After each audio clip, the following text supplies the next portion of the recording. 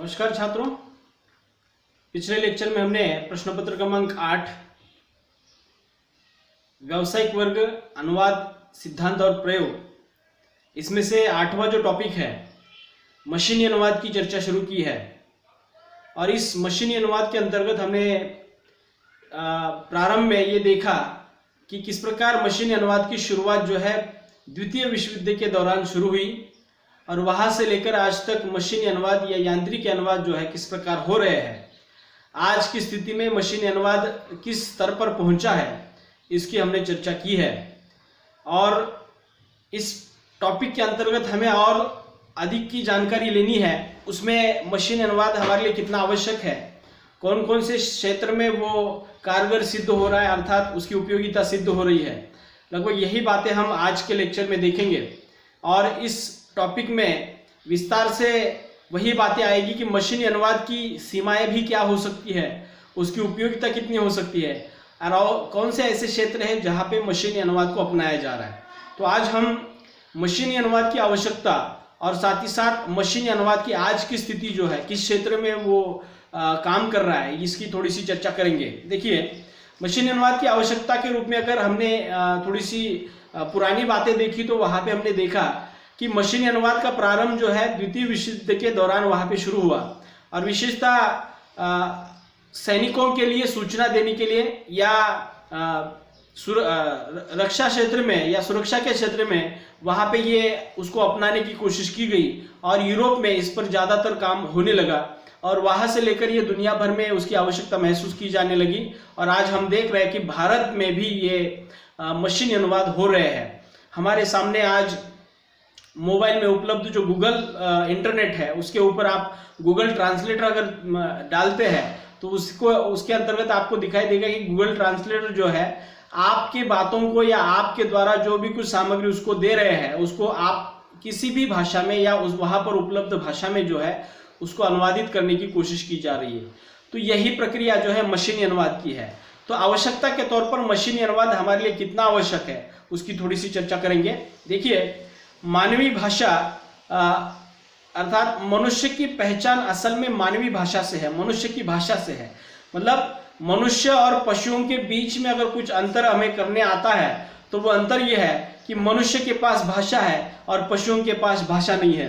अर्थात भाषा मानवीय समाज की एक पहचान है। मनुष्य एक सामाजिक प्राणी है और समाज में रहते हुए वह इस भाषा के माध्यम से अपनी जरूरतों को, जो भी कुछ आशंकाएं हैं, अपनी जो भी कुछ आवश्यकताएं हैं, उसको भाषा के माध्यम से पूर्ण करने की कोशिश करता है। अर्थात मनुष्य एक सामाजिक प्राणी है, वो समाज में रहना चाहता है और समाज में रहते समय एक दूसरे के साथ वार्तालाप जब करता है तो उसके लिए भाषा एक साधन के रूप में वहां पे काम में आती है। एक दूसरे के विचारों से भाषा के माध्यम से वाकिफ होना चाहता है। मतलब मेरे मस्तिष्क में क्या चल रहा है, मैं वही बातें अगर दूसरों के बारे में अगर पूछता हूं तो उनके दिमाग में उसी विषय को लेकर क्या बातें हैं। तो ये सभी प्रक्रिया जो है एक प्रकार से भाषा के माध्यम से चलती है। मानव आरंभ से विभिन्न टोलों में बंटकर रहते थे, अर्थात रहा करते थे। टोलो मतलब विभिन्न समूहों में।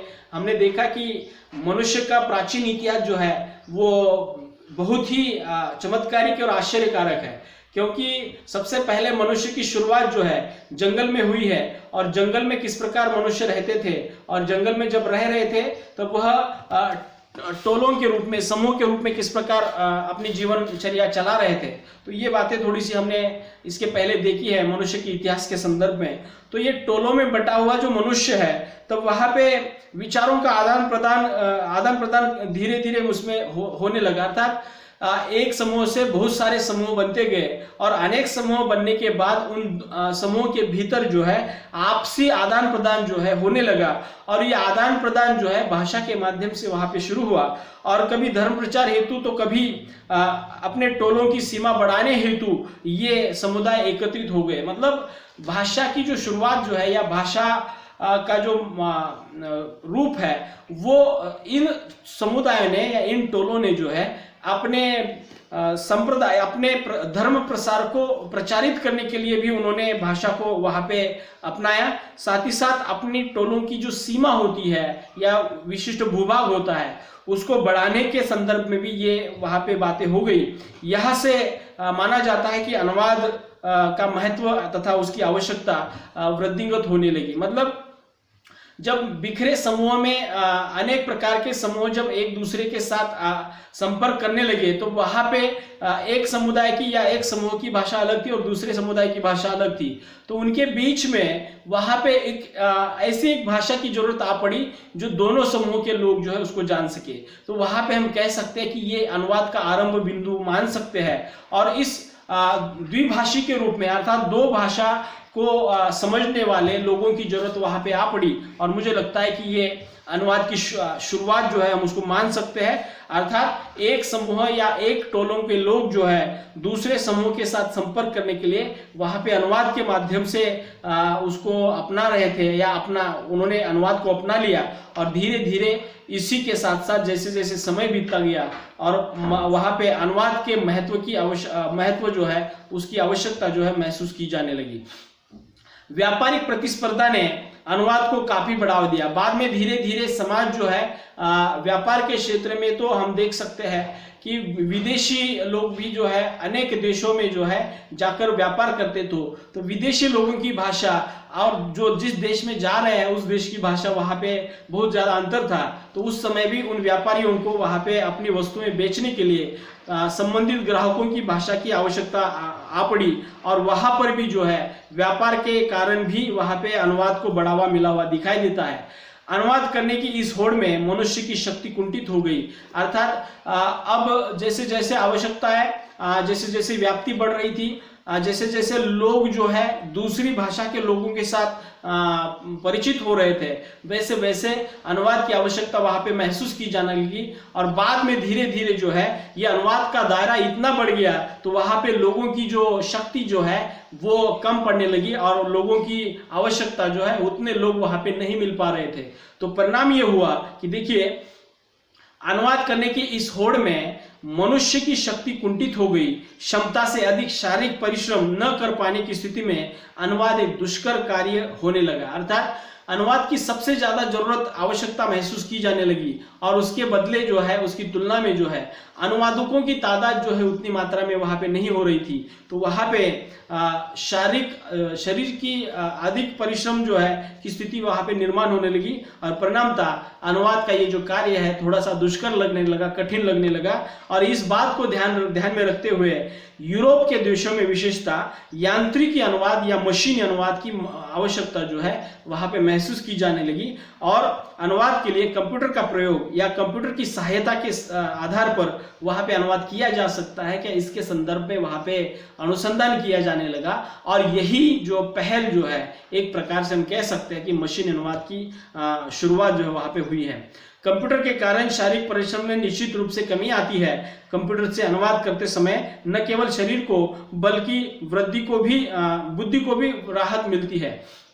मतलब क्या है कि कंप्यूटर के माध्यम से जब अनुवाद किया जाता है तो शरीर को तो आराम मिलता ही है, साथ ही साथ बुद्धि को भी आराम मिलता है। अर्थात अनुवाद जो है बुद्धि आधारित कार्य है, बुद्धि के बल पर चलने वाला कार्य है, प्रतिभा के बल पर चलने वाला कार्य है। और इसी कारण को जब मशीन के माध्यम से किया जाने लगा तो वहां पे मनुष्य ने जो है अपने लिए थोड़ी सी राहत महसूस की और इसलिए यांत्रिक अनुवाद को लेकर चाहे जितने बवाल उठे इसकी आवश्यकता को हम नकार नहीं सकते। देखिएगा, हम जानते हैं कि मशीनी अनुवाद 100% नहीं हो सकता या मशीनी अनुवाद की बहुत सारी समस्याएं हैं और सीमाएं भी है। इसका होने के बावजूद भी हम आज ये जान चुके हैं कि आज हमारे लिए मशीनी अनुवाद के सिवा कोई पर्याय नहीं है या मशीनी अनुवाद हमारे लिए उतना ही आवश्यक है जितना कि मनुष्य के द्वारा किया जाने वाला अनुवाद आवश्यक है। अर्थात जैसे जैसे मनुष्य का दायरा बढ़ता जा रहा है, मनुष्य के विकसित होने के क्षेत्र बढ़ते जा रहे हैं, वैसे वैसे ये अनुवाद का क्षेत्र भी बढ़ता जा रहा है, क्योंकि अनुवाद पूर्णतः मनुष्य की व्यवहारिक उपयोगी जीवन शैली से संबंधित है।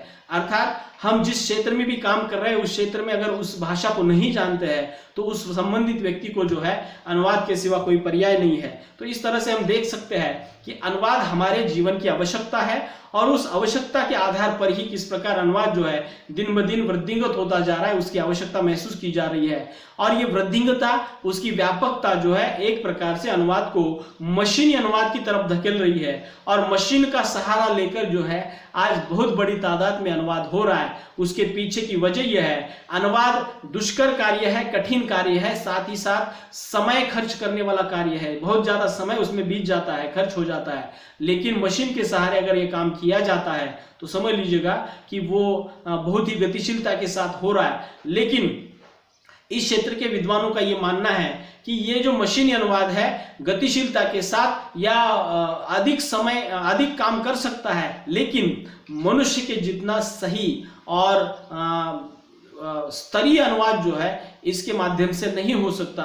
इसके लिए विद्वानों ने जो है इसके संदर्भ में इसकी आवश्यकता के साथ साथ ये किस क्षेत्र में कारगर सिद्ध हो रहा है, किस क्षेत्र में उसकी उपयोगिता सिद्ध हो रही है, ये बातें थोड़ी सी हम इस आगे के लेक्चर में देखेंगे। अब यहाँ के लेक्चर में, अब आज के लेक्चर में हमने देखा कि मशीनी अनुवाद किस प्रकार हमारे जीवन की आवश्यकता बनता जा रहा है। उसके पीछे की वजह यह है कि अनुवाद करना जो है आसान काम नहीं है, साथ ही साथ वो छोटे से समय में पूर्ण होने वाली चीज नहीं है, या उसके लिए बहुत ज्यादा समय खर्च करना पड़ता है, शारीरिक श्रम लगता है, बौद्धिक श्रम लगता है। तो उसकी कमी जो है या इसकी पूर्ति जो है हम कह सकते हैं कि मशीन के सहारे वहां पे करने की कोशिश की जा रही है, और इसलिए ये मशीनी अनुवाद का जो क्षेत्र है हमारे जीवन के लिए एक आवश्यकता के रूप में वहां पे उभर रहा है, और इसमें दिन ब दिन अपडेटेशन किए जा रहे हैं, और इस क्षेत्र में काम करने वाले लोग जो है निरंतर जो है इसमें और ज्यादा विकसित उसको करने की कोशिश कर रहे हैं, ताकि इसमें किसी भी प्रकार की गलतियां न रहे।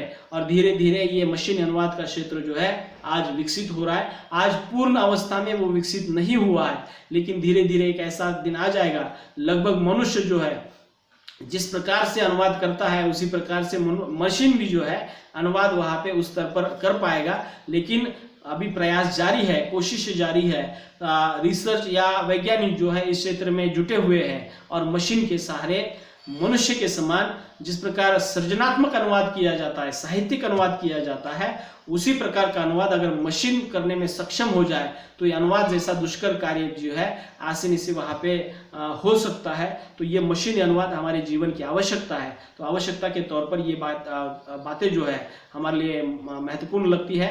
अगले लेक्चर में मैं मशीनी अनुवाद कौन कौन से क्षेत्र में किस प्रकार काम कर रहा है और उसकी आवश्यकता हमारे जीवन में कैसी है, और मशीनी अनुवाद को और अधिक विकसित करना है तो उसके लिए कौन कौन से उपाय किए जा सकते हैं, तो उसकी थोड़ी सी चर्चा करेंगे। तो मिलते हैं अगले लेक्चर में। धन्यवाद।